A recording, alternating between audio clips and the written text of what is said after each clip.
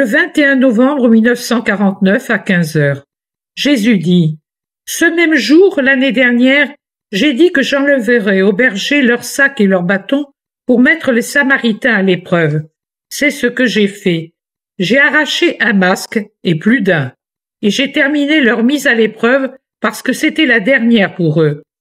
J'ai déclaré: après celle-ci, il n'y en aura plus, car ce serait tenter la patience de la créature, la tienne, ma créature. Je t'ai déjà dit ces derniers jours que tout comme pour eux, la prophétie de mars 1947 s'est réalisée. Mon décret doit s'accomplir pour eux aussi. Combien de fois n'ai-je pas dit que la figure de Judas, enthousiaste et croyant, puis incroyant, jusqu'à trahir dans un oui et non de 3 années qui a abouti au déicide, est la figure qu'il faudrait le plus étudier chez les disciples du Christ parce que c'est la plus répandue parmi eux?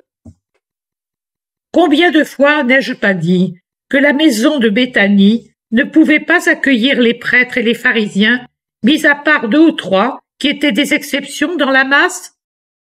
Combien de fois n'ai-je pas dit que Samarie valait mieux que Jérusalem pour le Christ, jusqu'à ce que ceux de Jérusalem, prêtres, scribes et pharisiens, poussés par l'envie et le calcul, corrompent habilement les plus faibles des Samaritains et les rendent hostiles à mon égard? Ce qui est écrit dans les livres éternels s'accomplit comme de juste, puisqu'un décret divin, étant juste, s'accomplit toujours. Dorénavant, ces fanatiques d'un instant pour la nouvelle Béthanie ne peuvent rester dans la maison de Maria. C'est un lieu réservé pour le vrai Christ et ses vrais ministres. Maria peut y demeurer puisqu'elle est aussi Lazare par ses souffrances, ainsi que Martha, si active pour te servir, toi qui contemples. Et aussi certains disciples fidèles, peu nombreux et éprouvés. Vous y demeurez avec le Christ dans une foi vraie et vivante de l'esprit, non pas dans des temples à l'architecture somptueuse exposés à la vue et à l'admiration de tous, mais vides, totalement vides, privés de ma présence, puisque remplis de la concupiscence de la vie.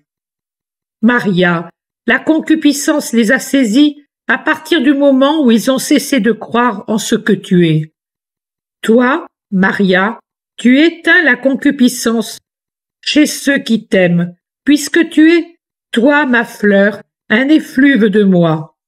Or, mon parfum éteint les fièvres, mais lorsque ceux qui t'ont aimé cessent d'aimer, alors, comme pour Judas, il ne reste plus que la victoire de l'homme charnel d'avant, puis du séducteur.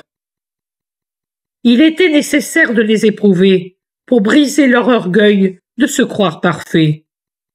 La route pour parvenir au sommet est longue, fatigante et doit être fidèle.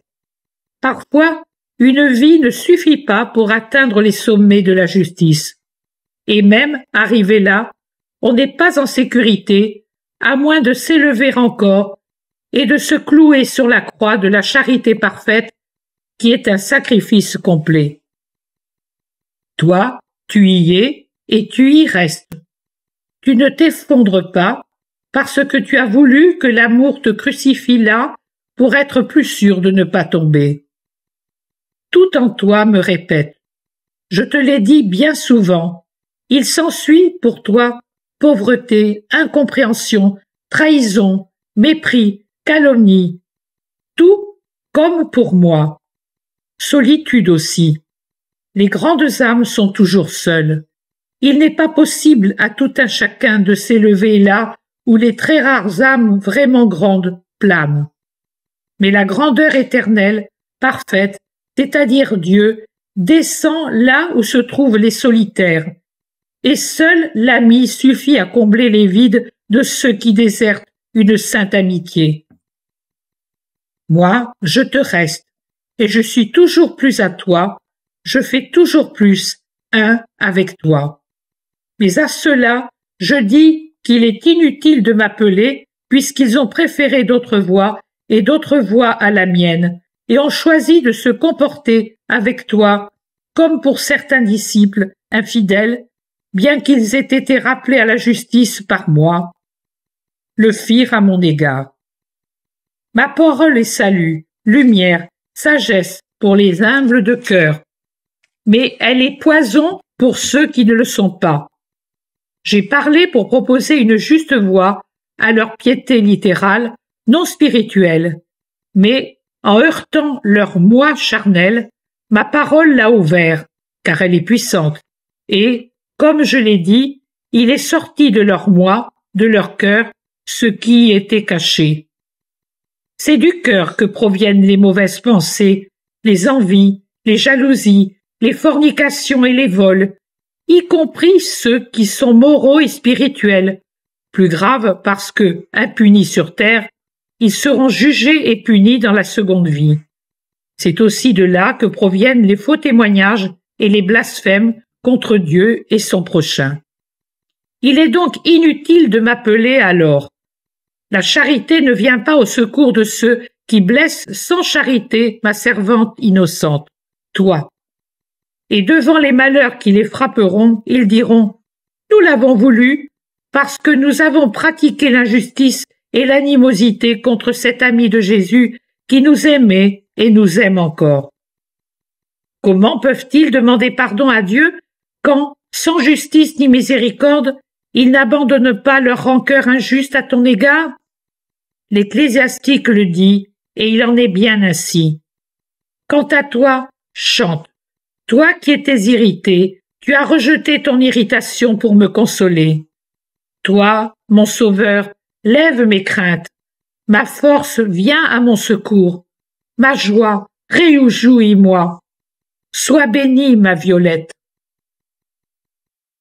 Jésus dit, ils veulent se décharger sur Dieu de la responsabilité de ce qui arrive et tenter de diminuer ainsi à tes yeux et aux yeux du monde leur péché d'animosité, de pusillanimité, d'indolence ou de quiétisme en prétendant « c'est à Dieu d'agir ». Or cela les assimile à ceux qui, pendant que j'étais sur la croix, révélaient eux-mêmes leur être le plus profond et le plus vrai, car dans la fièvre du triomphe qu'ils croyaient acquis, ils avaient perdu toute réserve et tout contrôle de leurs actions hypocrites, et s'écriaient « Si tu es le Fils de Dieu, descends de ta croix et sauve-toi pour qu'on puisse croire que tu es vraiment le roi d'Israël, le Messie. » Les hommes ont tous assez d'intelligence pour juger. Les hommes de Dieu, ses serviteurs et ministres, les prêtres, ont en outre l'aide de leurs études, ainsi que les secours surnaturels appropriés à leur mission pour juger encore mieux. Comment donc peuvent-ils imiter leurs prédécesseurs de l'Antiquité en tentant Dieu? Qu'ils agissent, car c'est à eux de le faire, avec sainteté et justice. Je les bénirai, mais s'ils ne font rien et ne me servent pas, en exigeant que j'agisse moi, ce qui du reste ne servirait à rien, puisqu'ils ont la volonté de ne pas me servir, je garderai à leur égard le silence de condamnation dont j'ai fait preuve devant les chefs des prêtres et les scribes. Je n'ai pas gardé ce silence devant le bon larron. À vrai dire, c'était un malfaiteur. Mais il n'a pas attendu que j'agisse pour se convertir. Il a agi. Certain que j'allais récompenser sa bonne volonté, il s'est donc adressé à moi pour que je l'absolve. Quelle leçon pour tous! Il ne faut pas se moquer de Dieu, ni le tenter. Pour ne pas imiter Satan qui me tentait dans le désert, les prêtres désormais condamnés avec leur temple, les pharisiens hypocrites et les scribes iniques, qui s'appropriaient les biens des femmes seules et de leurs protégés, en me bafouant alors que j'étais sur la croix. Comment se peut-il que leur action n'apparaisse pas clairement à leur sagesse à laquelle ils tiennent tant? Cette action contre moi et contre les âmes que vous torturez par votre nom et que vous privez de la parole,